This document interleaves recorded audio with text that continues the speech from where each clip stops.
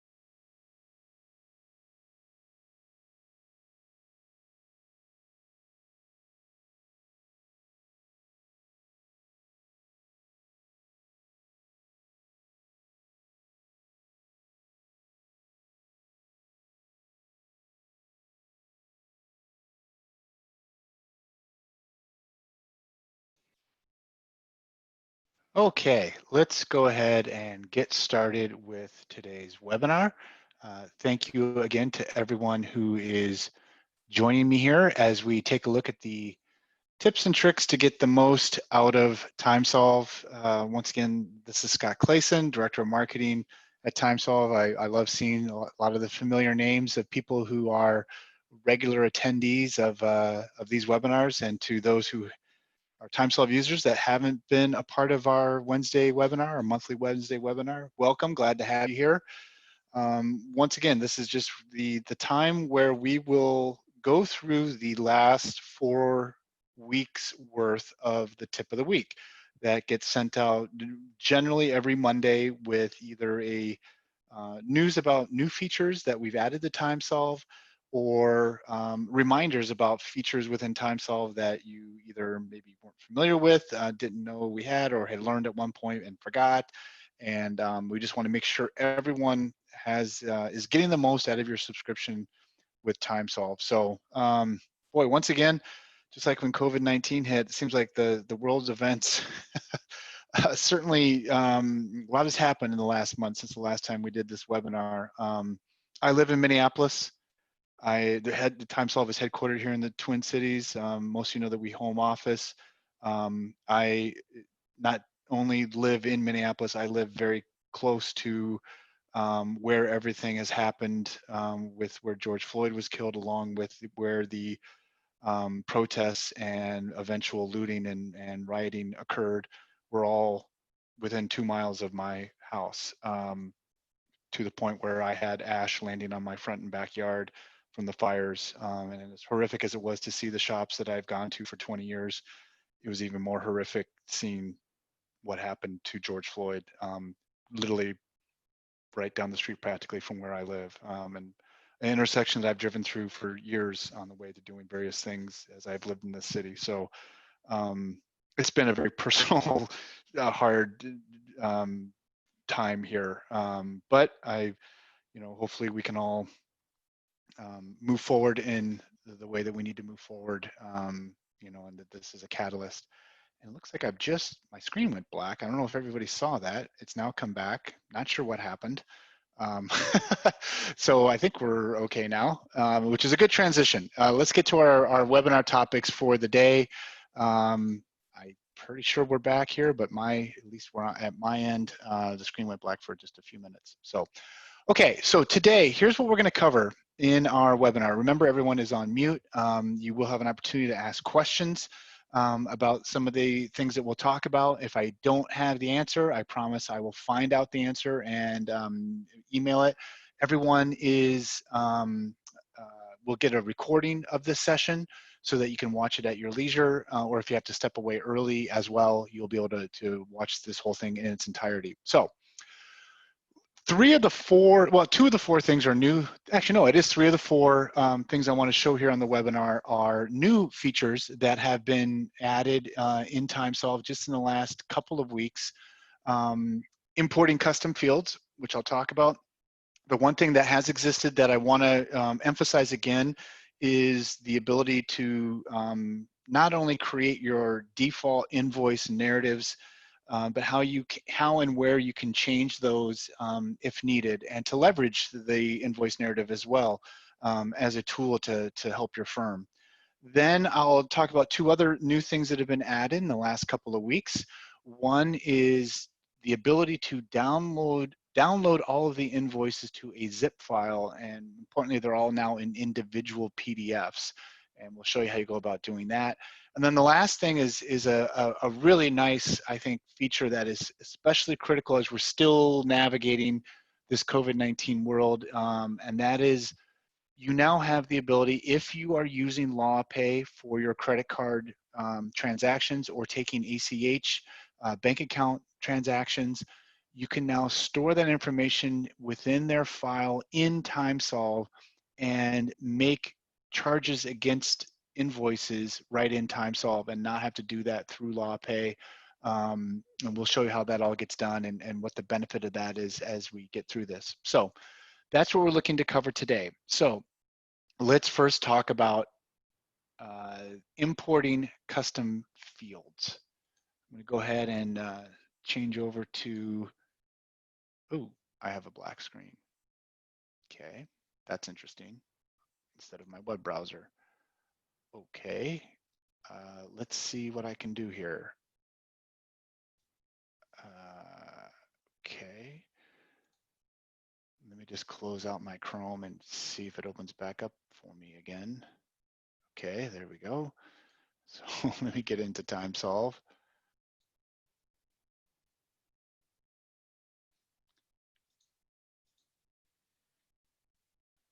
Oh, interesting. Somebody just commented that they use Chrome and get the black screen weekly. I do not.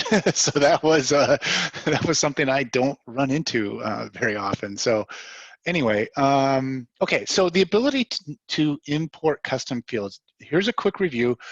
A reminder that you can set up custom fields for in a variety of places in TimeSolv, and you do that under Clients and Settings. And once you're there, we have a Custom Fields tab in which you can create custom fields that can be placed at the client level, for contacts at the contact level, the matter level, and matter groups. Okay, and so you have the ability to pick and choose the type of custom fields you want to create. You just come over here to New Custom Field. You can name it, and then here's the various types of custom fields that you can create. These are fairly standards when it comes, fairly standard fields that are available when you're building forms and other things. So people should be fairly accustomed to what the types of custom fields you can create. You want to name it, you can give it a default value, and so on. You can also determine the order that you want it to appear. You can also create in the matter area at least, different categories here of custom fields. So you have a default, and I have one called child custody, for example. So then once they're actually in place and you're viewing, say in this case, a matter, let's go to a matter, you'll see the custom fields tab here at the very end, the far right-hand side of all of our various tabs. And this is where I can say, hey, child custody, I want to add that group to this matter, and hit save. And now I have, I can enter whatever information you need, you know, to better organize or hold information about your clients and matters, however you see fit. So the way you can now import them, if you go under account and import export, if you have custom fields you're bringing or you have in some other areas or some other things, you can now have the client and matter custom fields that you can import and export out of TimeSolv. So you would simply select it. You can download the sample file of how the information is organized for importing into TimeSolv. And once I open that up and I bring it over here, like all of our various import sample files, you'll see some examples and you'll have some information about how to format this. So you can get that into and out of TimeSolv now, the custom fields. Unfortunately, and we're working on this right now, I know this is in the development time period, we don't have reports that can be run that can be filtered by the custom fields. So that's coming. And I know that, you know, for a lot of people, the next logical question you say, okay, we have custom fields is, well, what can you do with them? Can you run a report that has those, has the filters and so on? That is coming. It is on our radar to make that happen. So I think somebody actually even just asked that question. Yeah, can you run reports or filter clients based on those custom fields? Not yet, but that will be coming. So I just wanted to show the ability quickly to how this is a new feature that you can import those fields or export them out of TimeSolv as needed too. So, and again, let me just quickly show you for the export. You would simply kind of, again, under account to import export, go to export Excel. And here's where you'll see at the bottom the custom fields that you can then run the export on. Okay, custom fields can be added to a time entry is the other question. No, we do have another area where you can have customized, like I have a practice area here in my time entry. If you go under time and settings, you can create custom time card categories here. And again, I've labeled mine practice area and then I just have a variety of them. So that's, if you need to have some customized information for your time entry specifically, that's where you would do that, under time and settings to time card categories. So good question, Rob. Okay, so let's talk about invoice narratives. And I know I've covered this before, but I want to make sure that everyone is aware of, and this is especially important for those that email their invoices to their clients, which everybody really, frankly, should be these days. First of all, setting the defaults, right? So when you go under clients and settings over here again, under invoice settings is where you will set the across the board invoice narratives that will appear if you include a cover page. Some firms don't send cover pages. That's fine. You don't have to. That's an option with your billing template. But here's the customized copy that you could have included. Same thing, the invoice narrative is what you'll find on the essentially page 1 after the cover page. The footer, and more importantly, here is the default information that will be in the body of an email if you're sending out an invoice email. Same thing, the body of the email when you're sending out statements. And then payment instructions. They will appear on the remittance page. So those are the defaults that will be, you know, when you create a new client, a new matter, a new invoice, it'll insert these defaults. However, they're customizable at a variety of levels. At the client level, when you create a new client, let's go to client Aretha, and you go to invoice settings, you can customize what you want it to say for the client, specifically for just that client. So then every new matter that you create would adopt the invoice narratives at the client level. Always important to note, and I mentioned this I know multiple times, if you change something here at the client level, it is not going to overwrite what exists for already existing matters. We do not go back and retroactively apply changes in the defaults to existing matters. Okay, so if you change it here, it's not going to change it for these, you know, I got these 3 matters here, but it will then change for any new matters you create after this, after you make changes at the client level, for example, here. And that's same thing, whether it's a default under the settings. If you change it, you know, in your defaults, it doesn't automatically go and roll through every single client and matter and update it to your new default. We don't assume that you want to go back in time, but obviously you're changing it at, you know, at a default level, you want to change it for the future. So just, again, an important point to make. So if you change your invoice narratives here, fine, it'll be adopted by any new matters.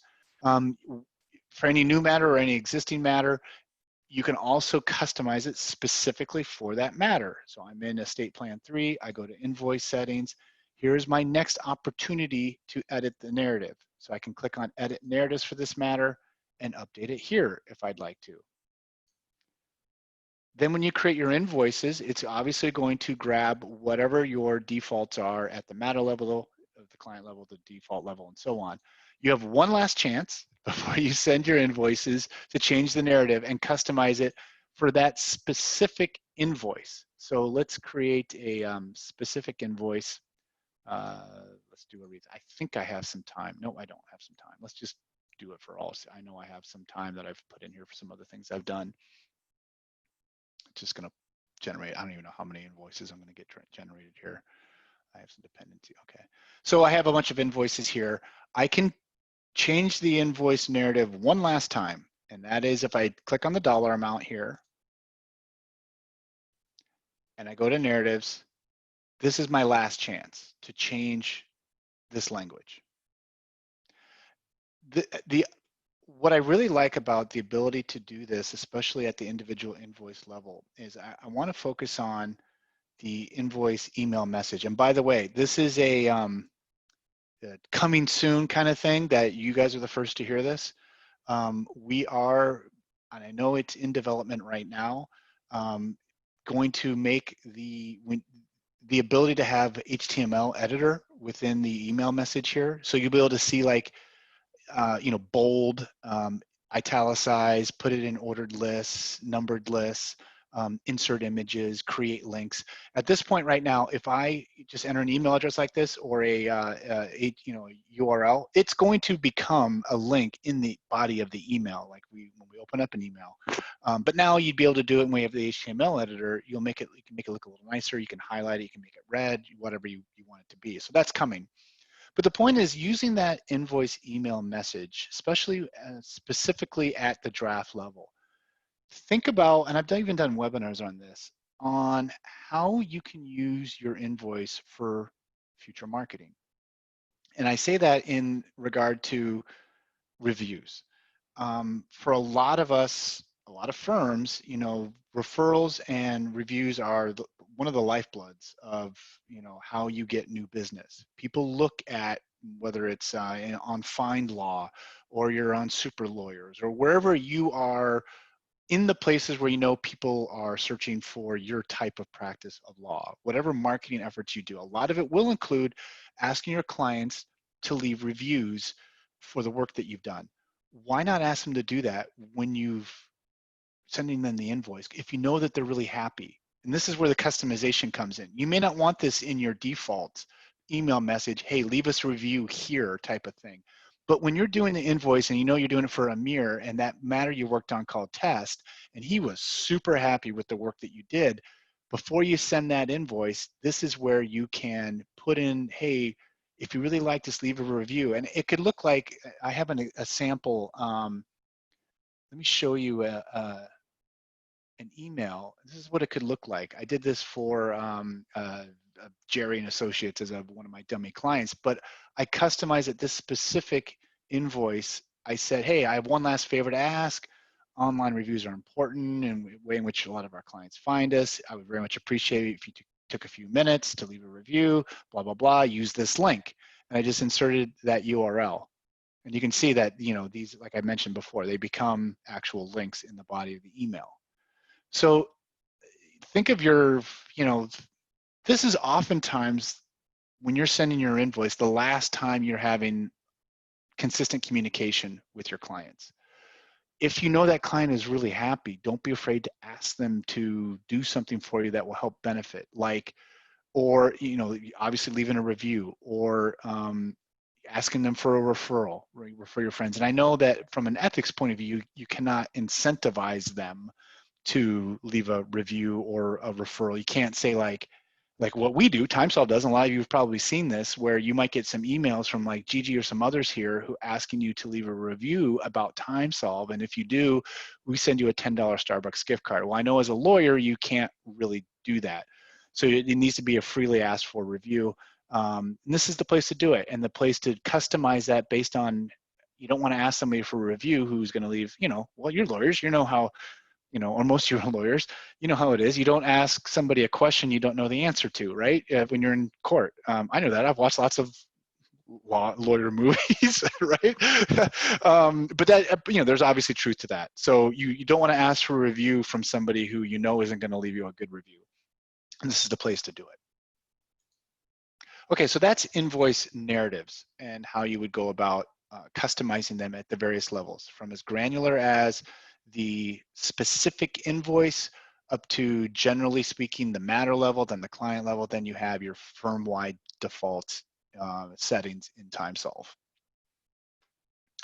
Okay, so let's talk about item number 3, and that is the new feature we included that allows you to download invoices to a zip file. And this came out of several of our clients asking if they could, when they send their invoices, not have to, have the invoices be in one big PDF file. Because currently, those of you know that if I select printer here as a method of sending my draft invoices, these are all going to be in just one big PDF that you can then print, right? And then you just run them through the printer, and it's these 15 or whatever the number is here are going to just run one after another. You print them, you send them, and so on. But especially in our paperless world today, a lot of firms don't necessarily want to print them and put the invoices into their client file. Obviously a lot of people are emailing these as well. A lot of people also, while they don't want to email them from TimeSolv, they want to email them themselves one at a time, which is fine. So they download and print, and of course, if they print in one big file, then you have to try to split them using Acrobat PDF and so on. So, if I'm going to go to send all these draft invoices, for example, I'm not going to send them right now. I'll show you that in a second. But we've now changed this where you can download the invoices as in a zip file that will break down the invoices into specific client and matter folders. So you can do that first at the draft level. So if I select all here, which I just did, right, and I hit download, the default option is still PDF, but you now have zip PDF as an option, and you can download, and it's going to generate now these invoices not just in one big file, but as a zip file into the individual folders of the client and matter in a very sensible hierarchy way. So it takes a little longer to generate these invoices because it's zipping it up into a zip file, but now it's ready. I'm going to download it here. Oop, invalid request. I think it's because I double clicked accidentally. There we go.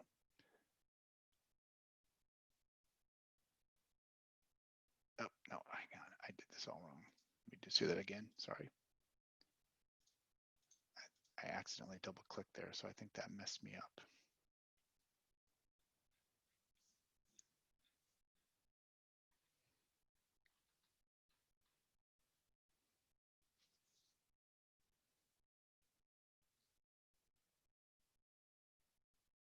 I feel like I should do some hold music here as it's generating the zip file. There we go. Okay, now it's downloading. You can see it's draftinvoices.zip. I'm going to double click, and hopefully most of you've seen or have dealt with zip files before. You can see now here is my folder structure of the name of my client. When I double click in there is the name of the matter that has an invoice, and if you have multiple matters for one client, there would be multiple folders here, and then within that is the individual PDF invoice for this client and matter. Now I can go ahead and extract all over here. So when I do that, it's going to extract them from a zip. It's going to ask you where you want to extract these. Oh, hang on, select all first.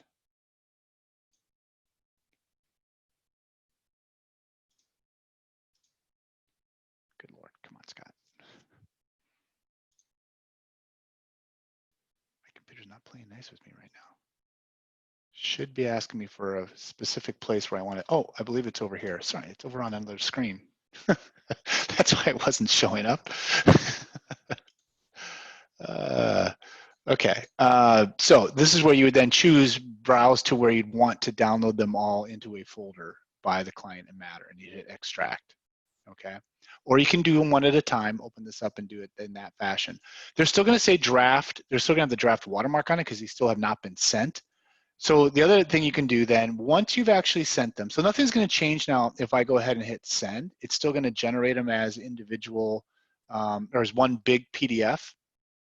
Okay, so what you can do then, once you've sent them, printed them, whatever, if you go over to your sent area and do whatever criteria you want. Let's just say from May 1st to today, I just have 2 invoices. Maybe I'll go back to April. Okay, so I have a list of 92 records here, it looks like. I can just select all or select the ones that I want, and I can hit download here. And now I can select zip here. And now these are the actual sent ones. They're not going to have the draft watermark and so on. I hit download, and you're going to see the same draft invoices, the same folder structure, and so on. Then you can place them and file them wherever you want to file them. Send them however you want to send them if you need to send them individually. The point is they're being broken up now in PDFs in their individual format. Okay. By the way, there's one last thing I'm just remembering that I want to explain about the invoice narrative. So I'm going to pivot back a little bit. This is a new feature that was added as well. If you need to resend an invoice, which happens, you can come into, I'm in my sent invoices screen, just like in the draft level. If I click on the dollar amount here, I have the ability to edit the narrative. So you can change, if it's maybe you're, instead of sending a statement, you're resending the invoice to a client whose payment is overdue.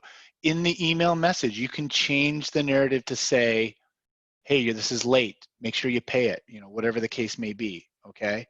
So you can go ahead and change the narratives even on a sent invoice and resend it then if need be. You can and change the narrative on the invoice, all of that. So I wanted to make sure I forgot to cover that when I was talking about invoice narratives, but it reminded me that when we were looking at the sent invoices screen. Okay, so that's the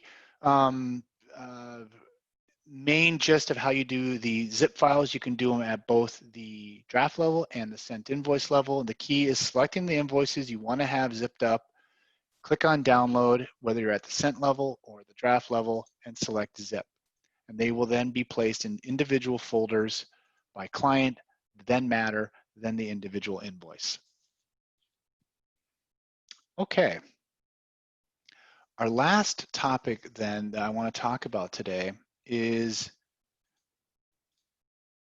the ability to store your credit card, your client's credit card or bank information on file in TimeSolv. And what this allows you to do then, hang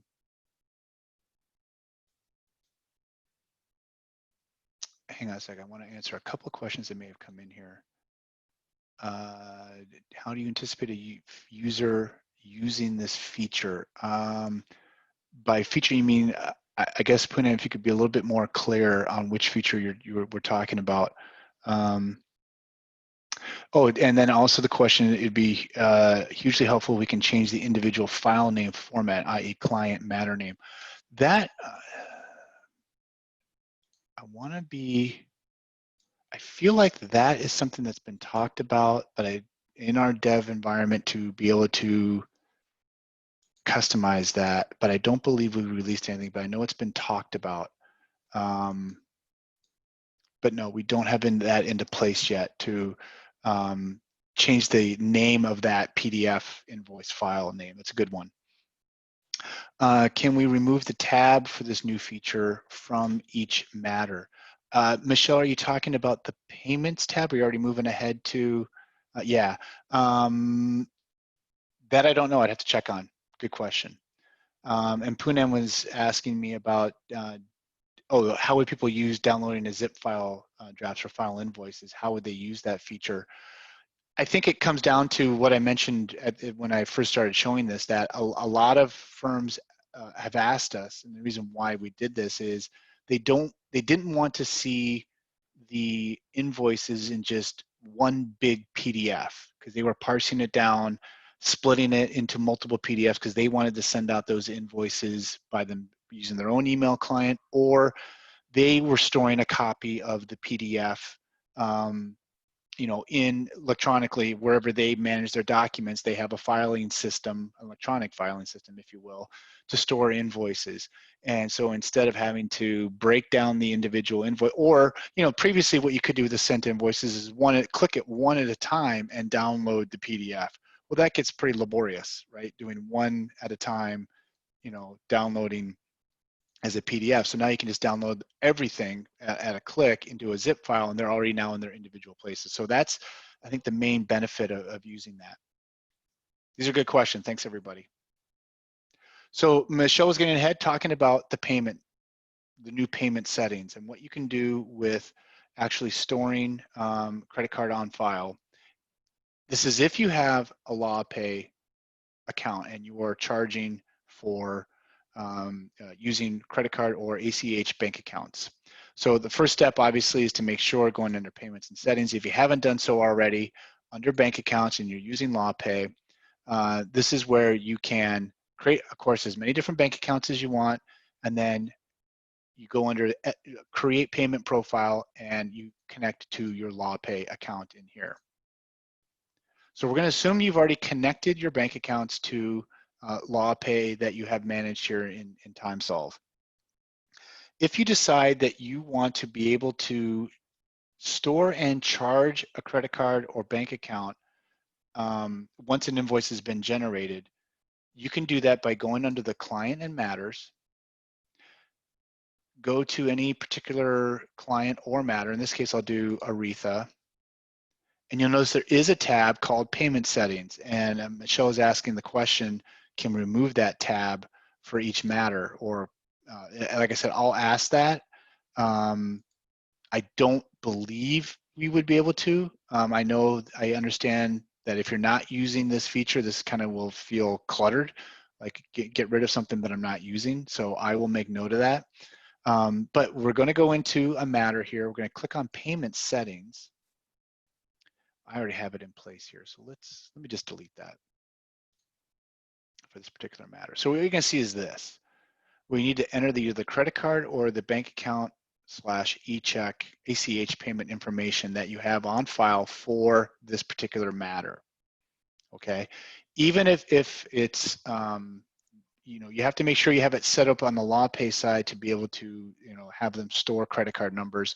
Obviously, you need to have an agreement with your clients that we're going to store your credit card and we'll charge this credit card on file. It's sort of similar. Think of it in many ways like what we do here at TimeSolv. When you became a TimeSolv paying customer, you entered your credit card number once, and then it gets auto charged every month for your subscription. In many ways, this is kind of the same thing.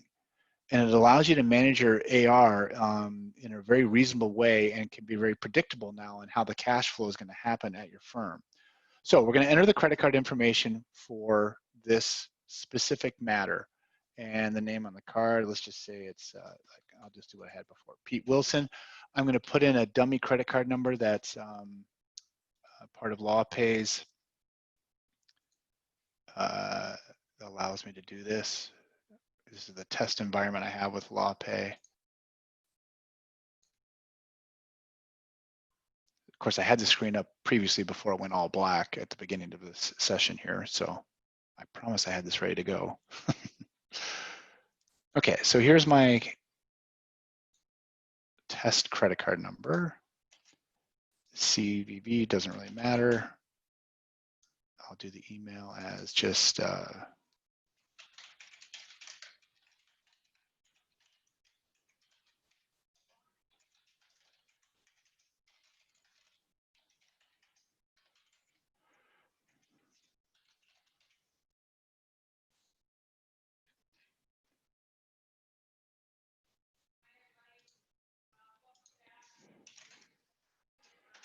okay, and we're gonna hit save. So now the credit card is on file. So how do you go about using this? Let's create some time entries quickly for this particular matter. And I need a task code. Let's just researching law. And we got 5 hours worth of work, whatever. Okay, so let's go ahead and create a draft invoice for this $1,400.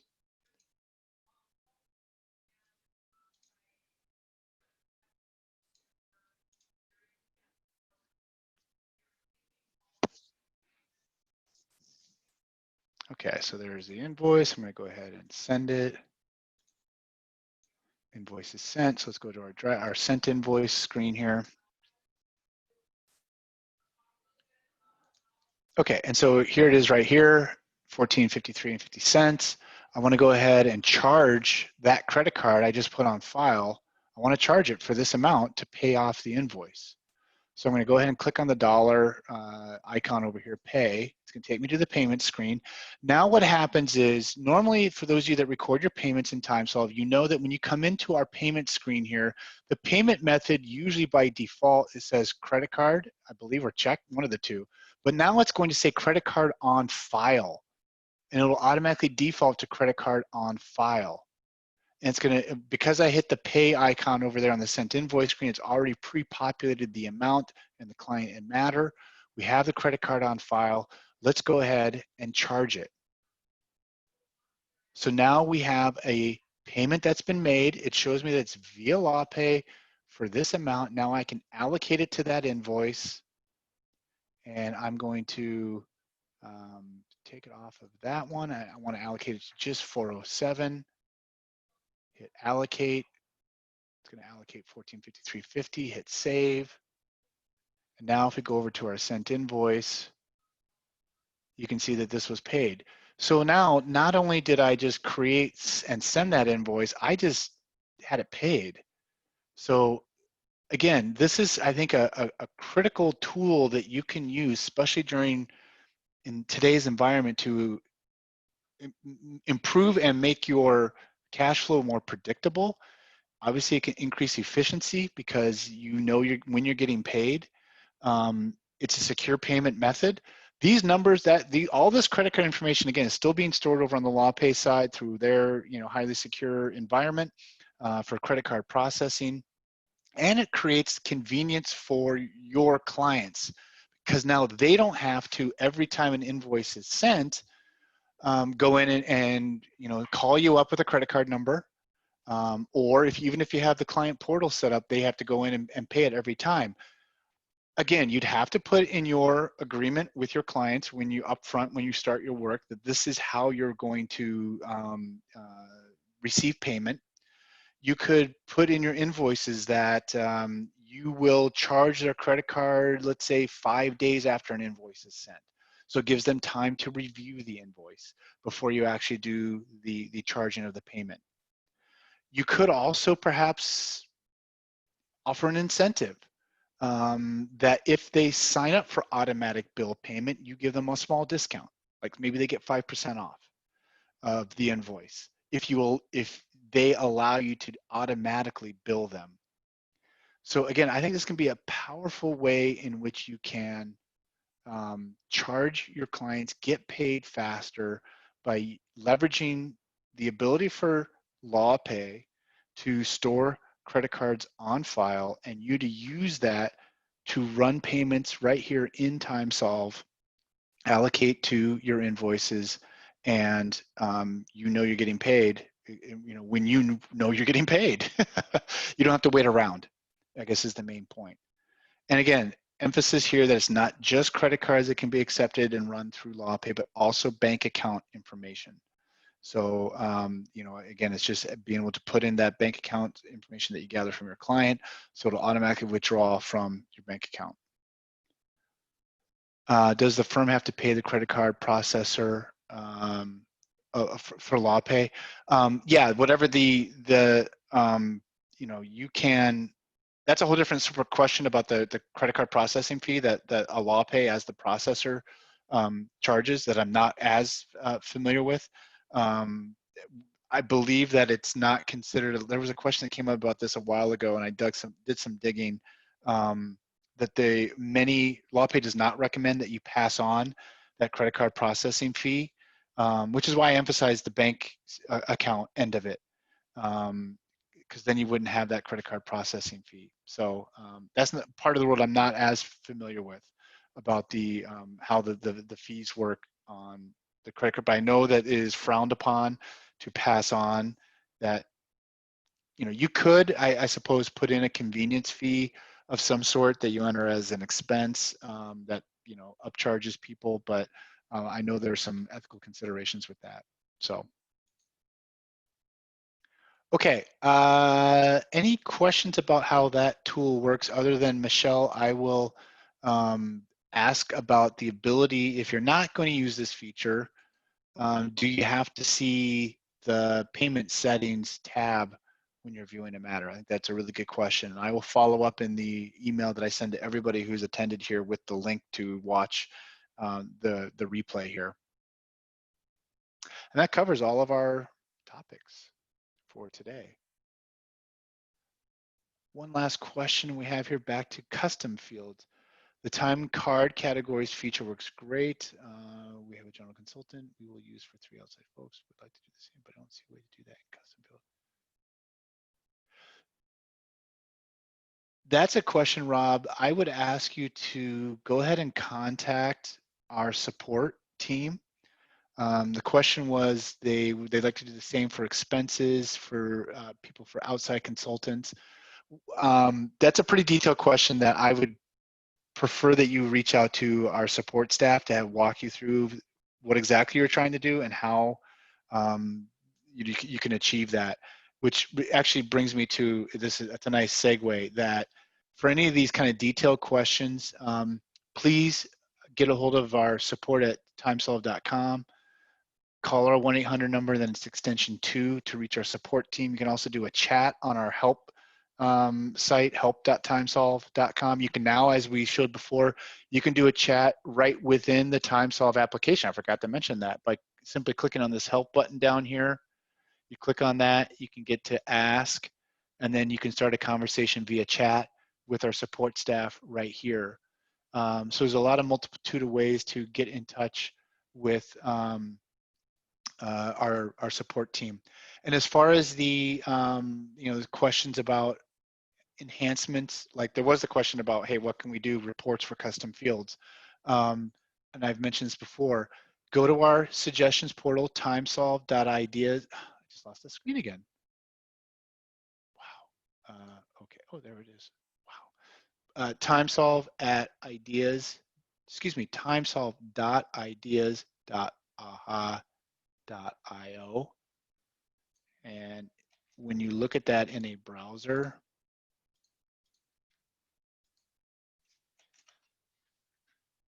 before you submit an idea, like if you have the idea about custom fields, do a search to see if others have also already submitted an idea on this topic, and then you can upvote.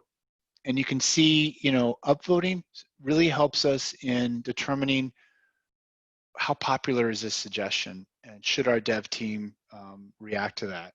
So in fact, this ability to change the font in the narrative section for the invoicing, this is that, it's gotten 4 upvotes. This is what I was talking about. We are actually adding the ability to do that in a future release. I know that's in play right now. I don't know exactly when it's going to be released, but it is coming soon.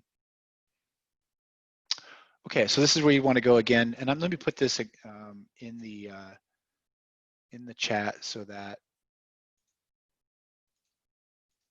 you guys have it as well. timesolv.ideas.aha.io to make feature requests and suggestions. Okay, that's all I have. Any other questions? You guys all had some really good questions in today's session, and I really appreciate it.